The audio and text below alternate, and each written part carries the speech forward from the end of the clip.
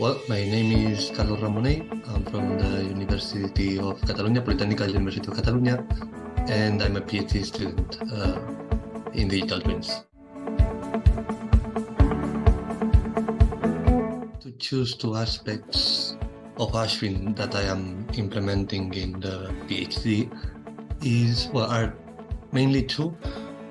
One is the integration of data from different sources or systems that, for example, I join an IoT platform with other databases to generate something more interesting.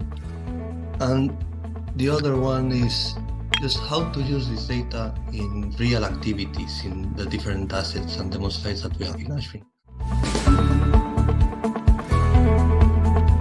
Well, ASHVIN has we have generated a lot of code in ASHVIN and a lot of applications, like a first prototype of applications. So the next step for us is mainly try to implement these applications in our surrounding here in Spain, in Barcelona, and try to digitalize the industry from here.